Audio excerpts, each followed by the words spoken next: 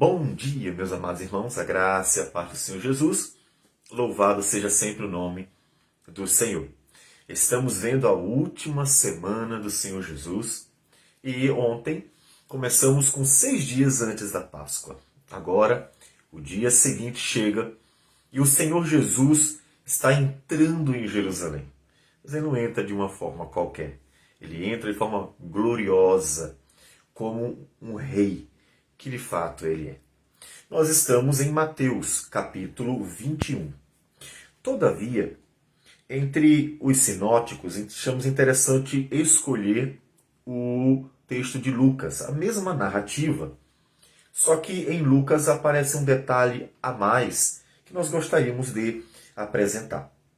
Então, em vez de Mateus, capítulo 21, versículo de 1 a 11, vamos para Lucas, capítulo 19, que nos diz o seguinte, a partir do versículo 28. E dito isto, prosseguia Jesus subindo para Jerusalém. Ora, aconteceu que ao aproximar-se de Betfagé e de Betânia, junto ao monte das Oliveiras, enviou 2 de seus discípulos, dizendo-lhes, ide à aldeia fronteira, e ali, ao entrardes, achareis preso um jumentinho, que jamais homem algum montou. Soltai-o e trazei-o. Se alguém vos perguntar, por que o soltais? Respondereis, assim, porque o Senhor precisa dele. E indo os que foram mandados, acharam segundo lhes dissera Jesus. Quando eles estavam soltando o jumentinho, seus donos lhe disseram, por que o soltais? Responderam, porque o Senhor precisa dele. Então o trouxeram e, pondo as suas vestes sobre ele, ajudaram Jesus a montar. Indo ele, estendiam no caminho as suas vestes. E quando se aproximava da descida do Monte das Oliveiras, toda a multidão dos discípulos passou jubilosa a louvar a Deus em alta voz por todos os milagres que tinham visto, dizendo, bendito é o Rei que vem em nome do Senhor. Paz na terra e glória nas maiores alturas. Ora, alguns dos fariseus lhe disseram em meio à multidão, mestre, repreende os teus discípulos. Mas ele lhes respondeu, asseguro-vos que se eles se calarem, as próprias pedras clamarão. Quando ia chegando, vendo a cidade, chorou e dizia, se conheceras por ti mesma ainda hoje, o que é devido à paz. Mas isto está agora oculto aos teus olhos, pois sobre ti virão dias em que os teus inimigos te cercarão de trincheiras, e por todos os lados te apertarão o cerco, e te arrasarão, e os teus filhos dentro de ti.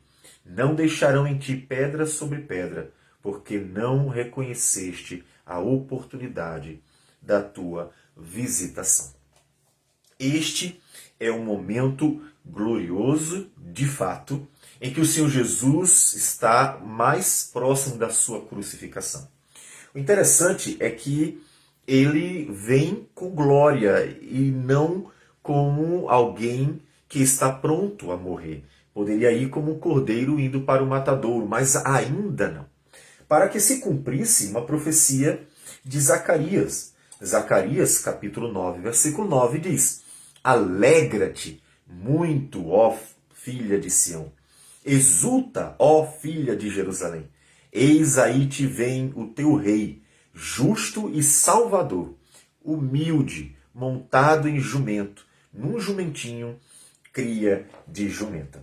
É interessante que nós encontramos aqui 2 questões aparentemente opostas. De um lado, toda a humildade sempre presente na vida e ministério do Senhor Jesus, que vem aclamado, mas pela multidão mais simples.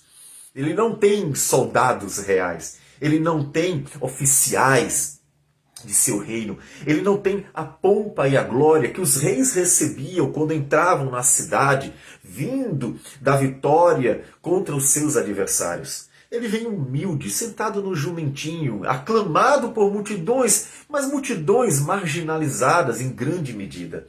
Ele vem humildemente, mas ao mesmo tempo de forma gloriosa, porque ele é rei.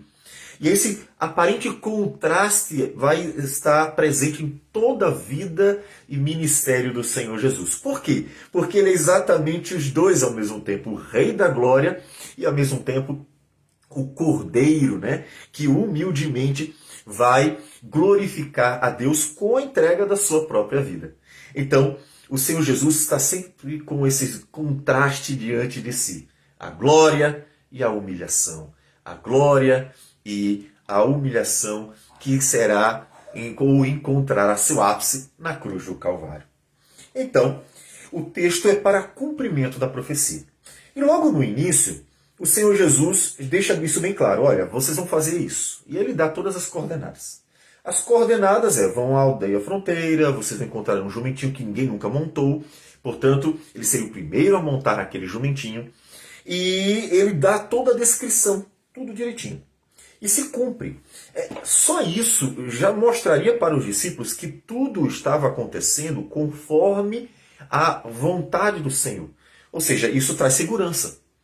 Na hora da crucificação, se os discípulos lembrassem que Jesus havia pré-anunciado tudo, olha, vai acontecer isso, vai acontecer isso, vai acontecer isso. Coisas ruins, né? Também, porque inclusive, como nós vimos também ontem, ele advertiu um pouco antes, né, de começar a última semana, que ele estava para ser entregue aos homens, né? Lucas também nos diz, em Lucas capítulo 18, versículo 32, ele diz: pois será ele entregue aos gentios, e escarnecido, ultrajado e cuspido. E depois de o açoitarem, tirar-lhe-ão a vida, mas ao terceiro dia ressuscitará.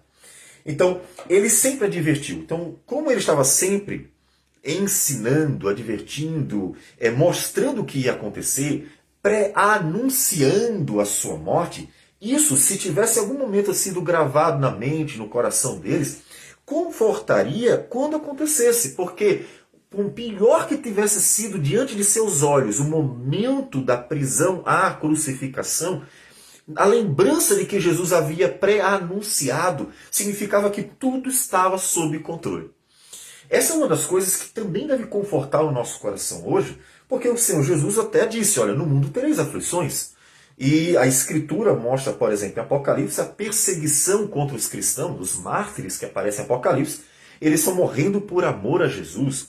Nós vamos encontrar na Escritura muitas vezes esse apontamento, esse aviso prévio de que servi-lo seria, ao mesmo tempo, se tornar inimigo do mundo e, portanto, atrair todo tipo de problema para si também.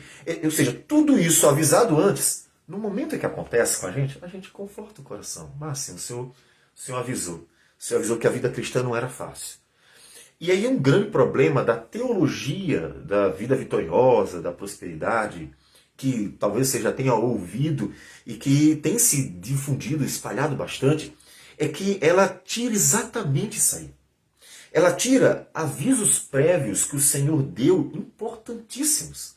Avisos sobre o sofrimento, sobre a angústia, avisos sobre a perseguição, sobre os maus tratos, aviso de que seguir a Jesus não significava viver uma vida próspera, abundante e de satisfação constante, plena e ter tudo o que quer. Ele disse exatamente o oposto. Então, quando teologias nocivas, né, que vão mascarar isso, vão esconder a verdade sobre o que é servir ao Senhor Jesus, elas tiram uma bênção, uma grande bênção da vida do cristão de verdade. O cristão verdadeiro. Tiram o consolo divino.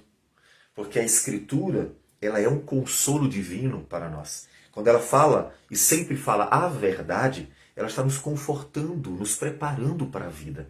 Ela está divertindo. Olha, vocês se encontrarão. Isso até entre os familiares, aqueles que matarão vocês, e assim por diante. Então, isso é um conforto, porque ele diz, mas o Senhor avisou.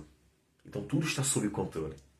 Quando você tem a sensação, observe na sua vida, de que as coisas parecem que fugiram do controle, você tende ao desespero. Sempre que a pessoa ela tem aquela ideia de que tudo fugiu do controle, claro, seu controle, né? você tende ao desespero. E as pessoas se desesperam porque ela tem a ideia de que as coisas se perderam de vez, né?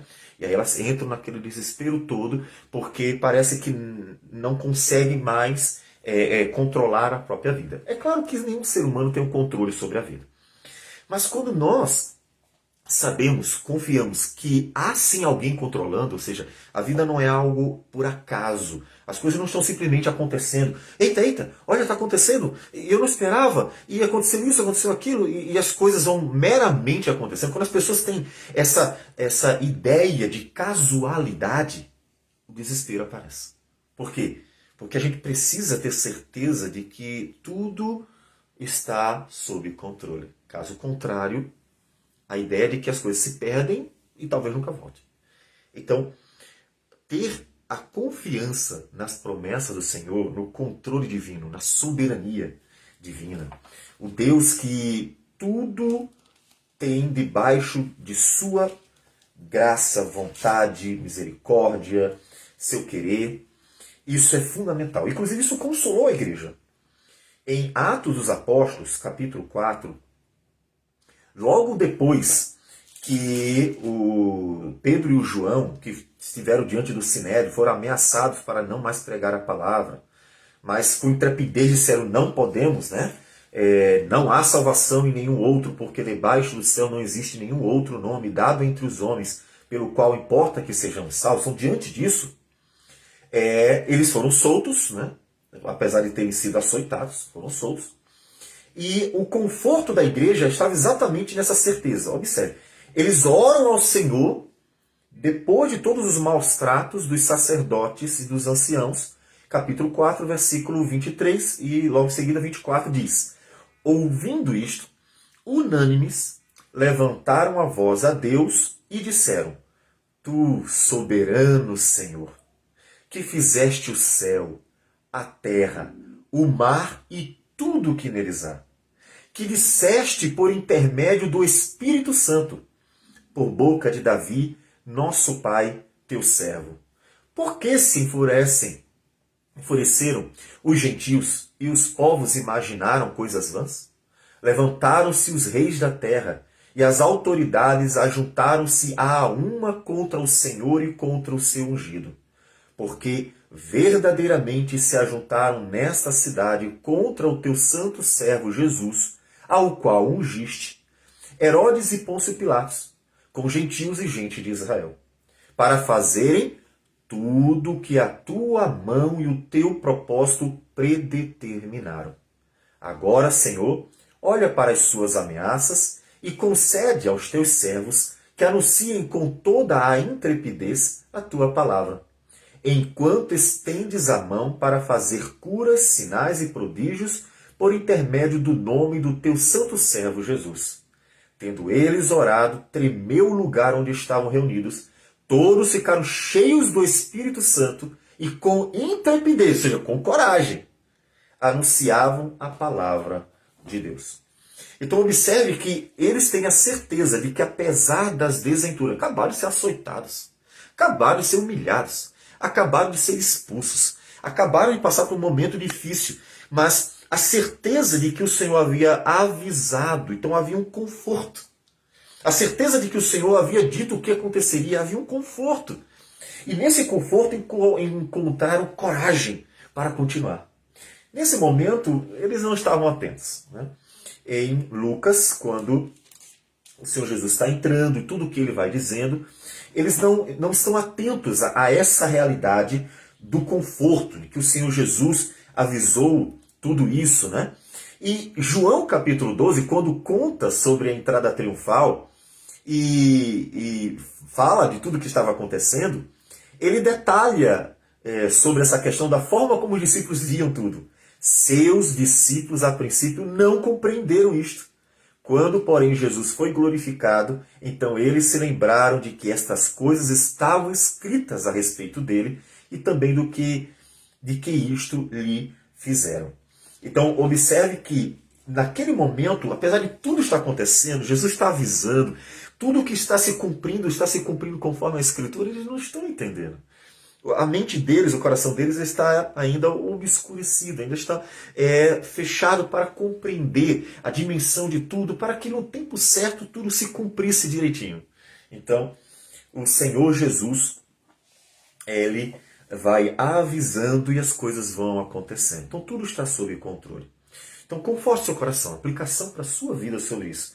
Jesus está sempre avisando, tudo está acontecendo cabalmente como Deus quer. Então o que a gente tem que fazer? É um ensinamento fundamental que a gente aprende na história toda da redenção. O Senhor é Deus. O Senhor não é o gênio da lâmpada mágica, que ele atende aos teus pedidos quando você esfrega a lâmpada. O Senhor é Deus. Ele é o Senhor. Ele é o Deus de tudo. Ele é o Deus glorioso. Quando você olha para o universo, e ontem a gente estava meditando um pouco nisso, e vê a dimensão e a beleza do universo, que a gente nem sabe onde é o fim dele, nós estamos nos deparando com a glória de Deus, porque Deus é maior que o universo, é mais glorioso do que o universo. Então ele é um Deus assim, ele é este, que criou tudo que existe que a gente não pode nem calcular. Então, ele é Deus. E ele não só é o Deus que cria, ele é o Deus que governa. Ele é o Deus que não só faz a estrela, mas chama pelo nome. A todas as bilhões ou trilhões de estrelas, ele chama pelo nome. Então, ele não é só o Deus que criou todas as coisas, mas ele é o Deus que governa todas as coisas. Aqui Jesus está dizendo, faça assim porque vai acontecer assim, assim, assim, assim, assim, assim. Jesus está dizendo tudo direitinho, avisando tudo certinho. Então Jesus está mostrando, está tudo sob controle. E nós precisamos descansar nele.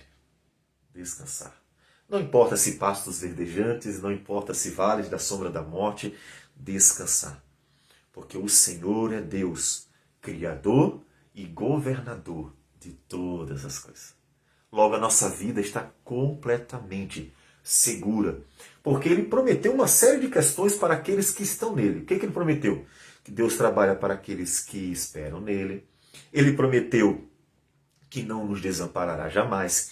Ele prometeu que cuidará de nós para sempre. Prometeu que voltará. Ele prometeu que estará conosco até a consumação do século. Ele fez uma série de promessas. Isso deve gerar confiança. Isso deve gerar um descanso. O Senhor é Deus e Ele é Senhor de tudo que existe. Portanto, os discípulos deveriam também aplicar isso ao coração. Aplique você. O Senhor é Deus. Portanto, tudo está nas suas mãos. E aí, voltando então para Lucas 19, ele se aproxima, né? E quando se aproximava da descida do Monte das Oliveiras, então cada vez mais próximo de Jerusalém, a multidão, como disse, uma multidão simples, não eram reis, não eram oficiais, não eram a guarda, né?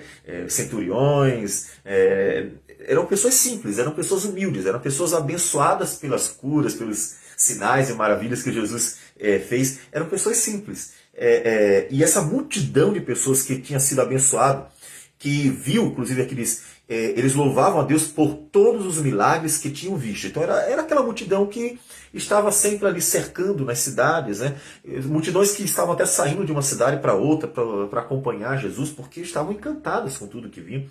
Então, multidões que já tinham visto e já tinham sido até abençoadas, elas começaram a louvar a Deus, bendizer o nome do Senhor com júbilo. Então aquele momento foi um momento de alegria. A multidão não faz ideia do que está por vir. A multidão não faz ideia de que aquela entrada triunfal é só o começo de um restante de semana, lembre-se, é a última semana, e eles estão a 5 dias da Páscoa, os 6 dias antes da Páscoa, nós já vimos que foi a ceia lá na casa de Simão, a respeito de Lázaro, que havia ressuscitado. Vimos isso em João 12. Agora, eles estão há 5 dias, porque é o dia seguinte, e bem pertinho da crucificação, eles não fazem ideia do que vai acontecer. E então eles estão louvando a Deus. Esse é um momento de louvor. Veja que, apesar do que vai acontecer, a crucificação, ela ao mesmo tempo é a glorificação do Filho de Deus.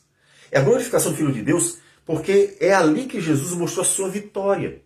Lembre-se que Jesus, ele nunca pecou, ele nasceu sem pecado à semelhança de Adão.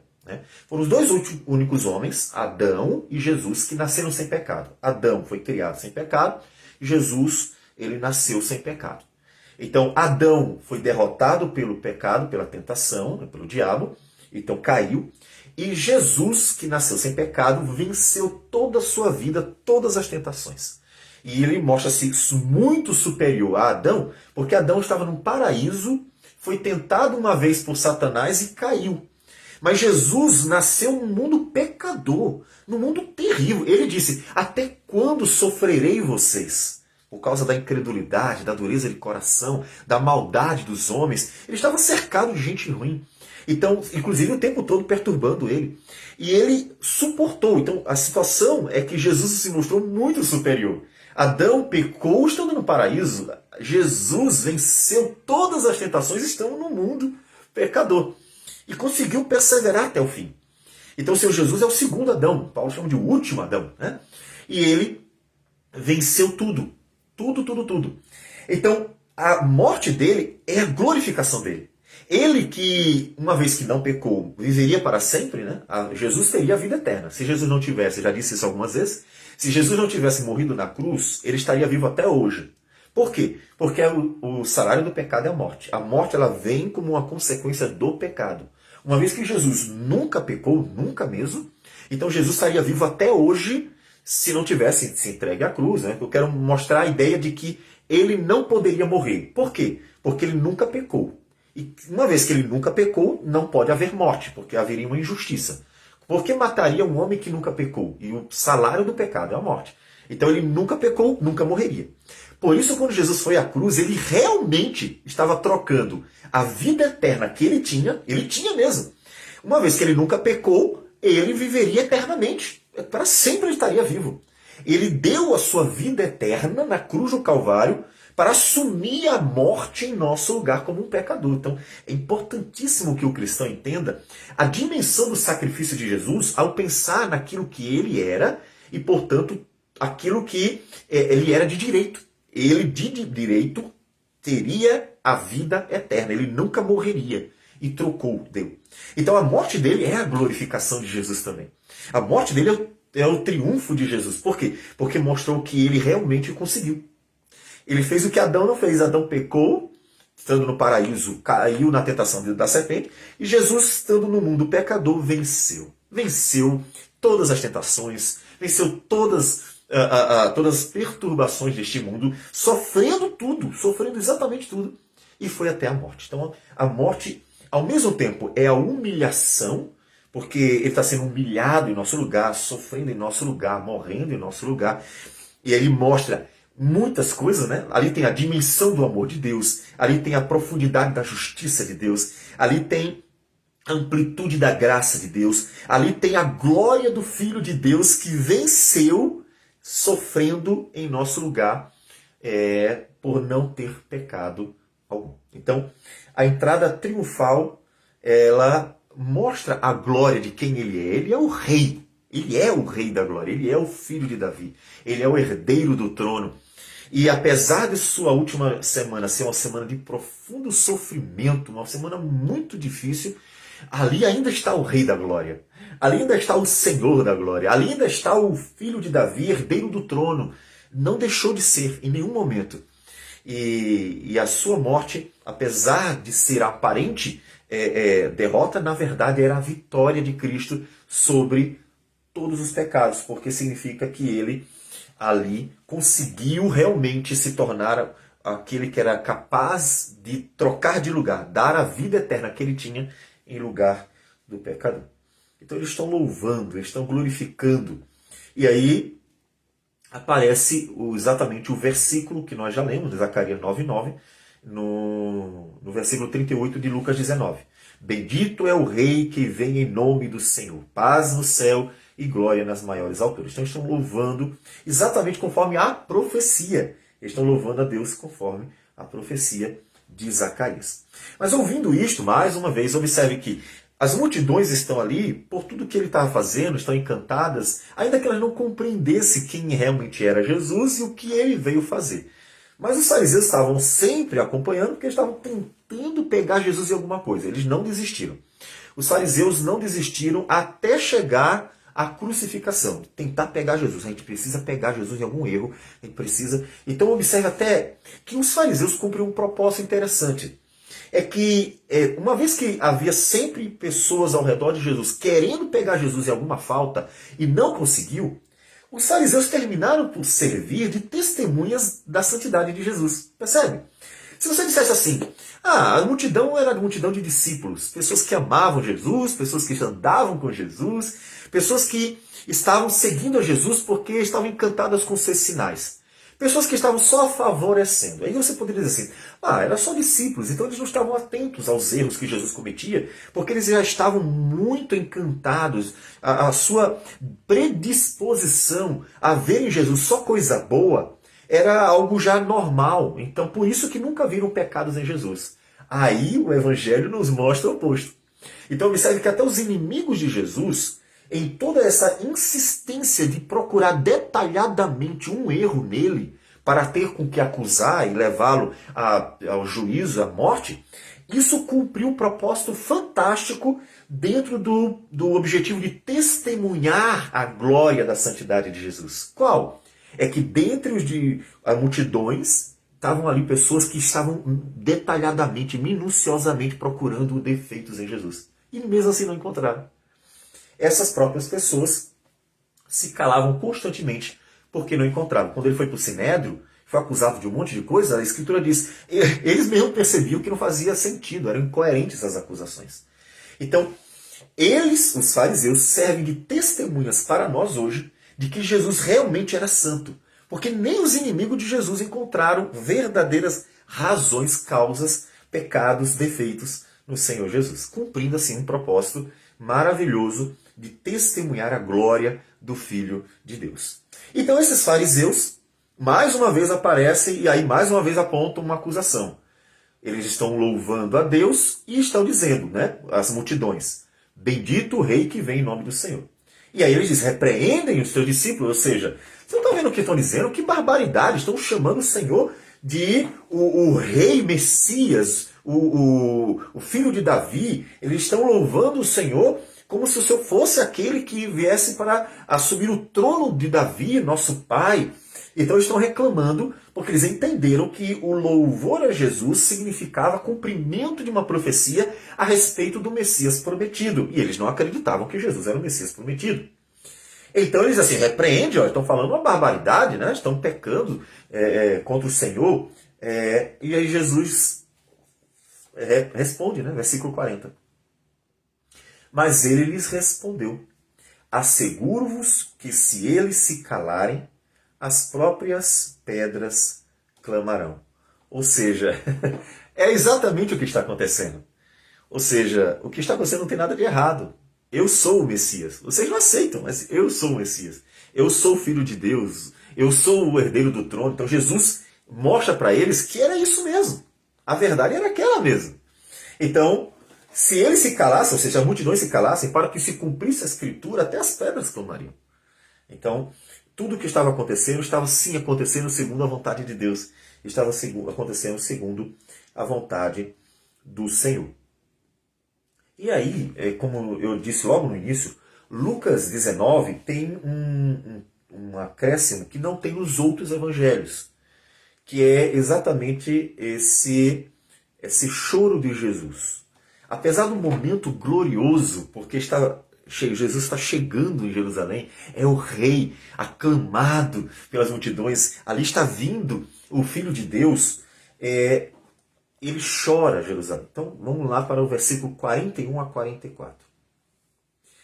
Quando ia chegando, vendo a cidade, chorou.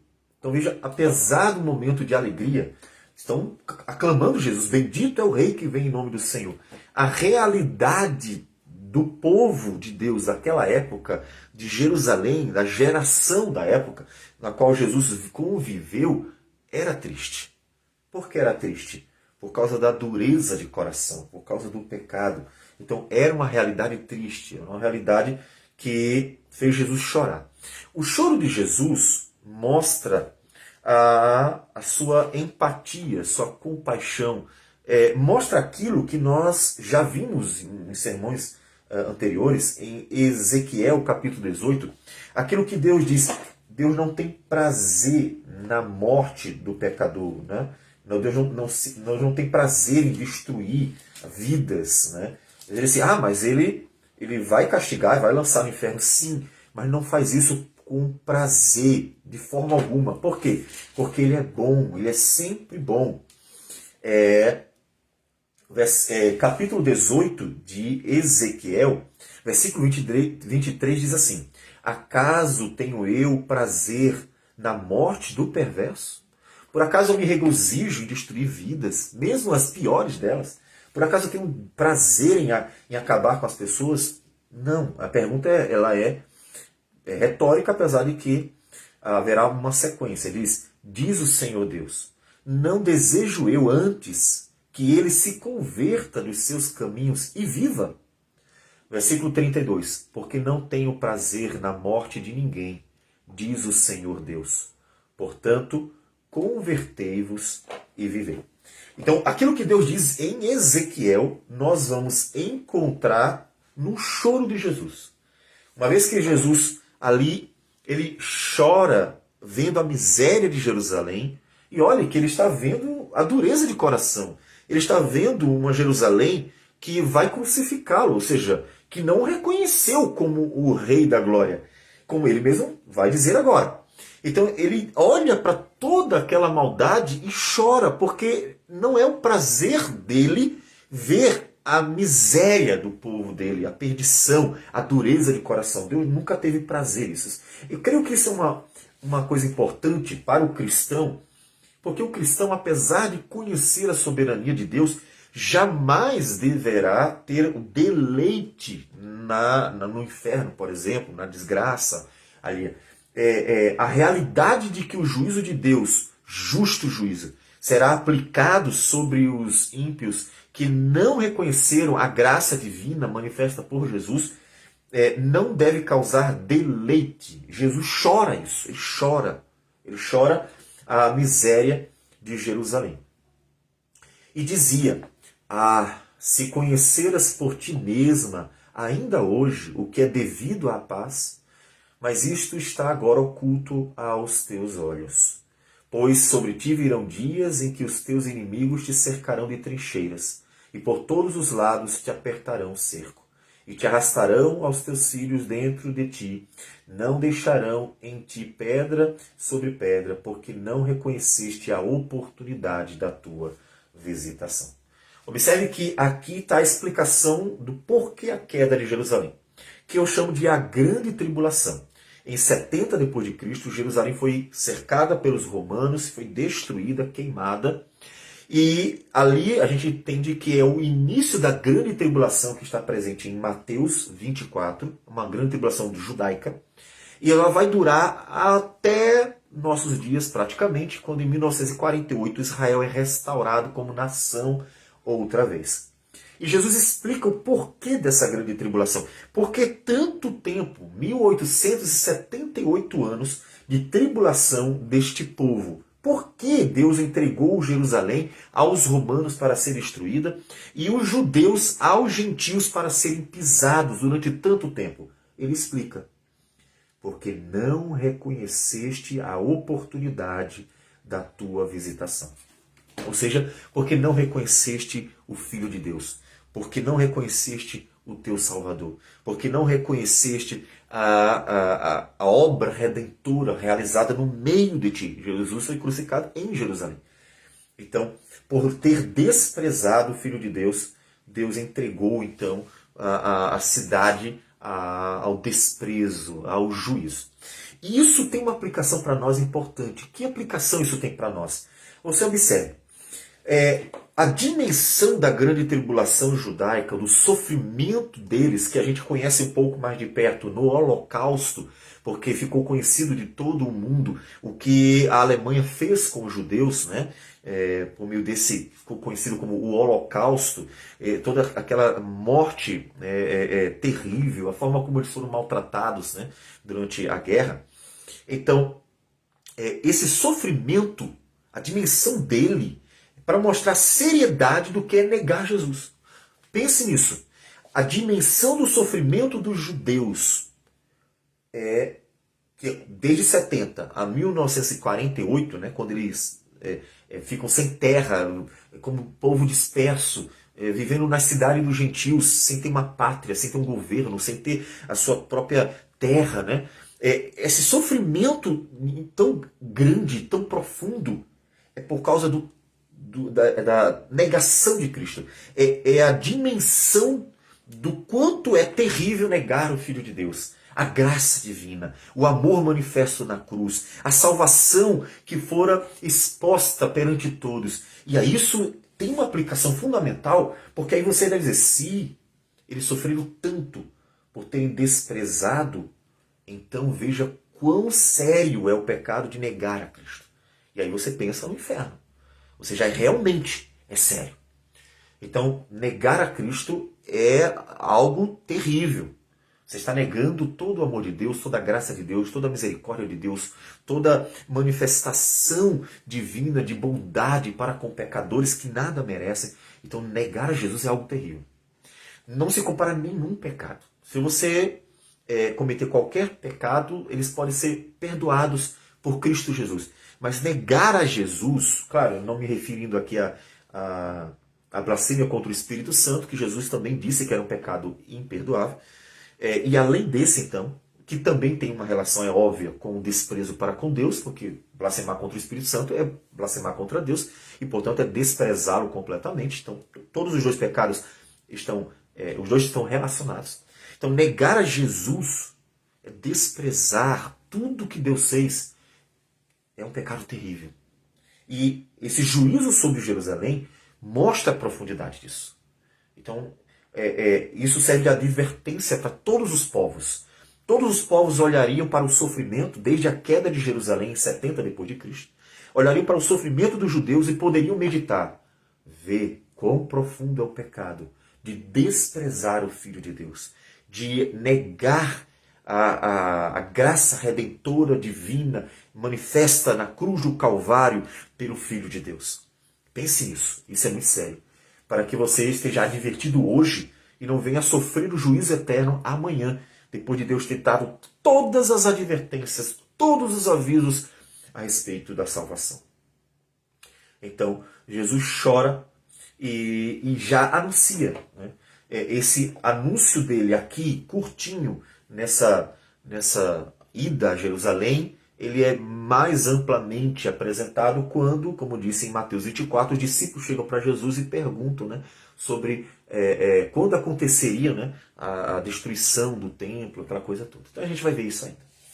Então, Jesus já anuncia a queda de Jerusalém, e agora em Lucas a gente sabe exatamente por quê. Por causa do desprezo para com o Filho de Deus, que entregou a sua vida para nos salvar. Então, aplique isso ao seu coração. Aplique isso profundamente ao seu coração.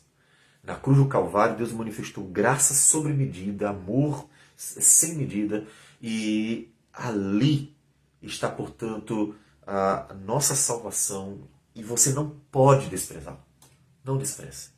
Jesus não tem prazer na morte do pecador, por isso ele entregou a sua vida na cruz. Então, abrace isso. Sinta-se feliz, porque o Rei da Glória deu a sua vida eterna naquela cruz em nosso lugar.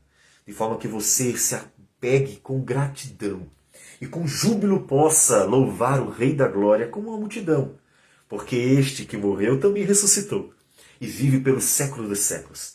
E voltará, como disseram os anjos em Atos dos Apóstolos, voltará da forma como subiu, voltará para nós como um Rei glorioso, vitorioso, que não só venceu na morte, mas também venceu a própria morte com a sua ressurreição. E então reinaremos para sempre com Ele. E nos alegraremos para sempre com o Senhor. Então louve ao Senhor por tudo que Ele fez por nós. Vamos orar ao Senhor. Senhor Deus amado, bendito o Teu nome. Nós Te louvamos, Te glorificamos, Te engrandecemos, Te bendizemos por todos os Teus poderosos feitos. Nós agradecemos pelo conforto que nos dás. Nós agradecemos pelo cuidado do Senhor. E nós Te louvamos por tudo que o Senhor fez. ó Deus, vindo para nos salvar, Cristo Jesus, teu Filho. Ó Deus, muito obrigado, Senhor, por toda a tua obra redentora. Que o Senhor, ó Deus, seja glorificado na nossa vida. Que o Senhor seja glorificado, Senhor Deus, em aplicarmos tudo isto ao nosso coração.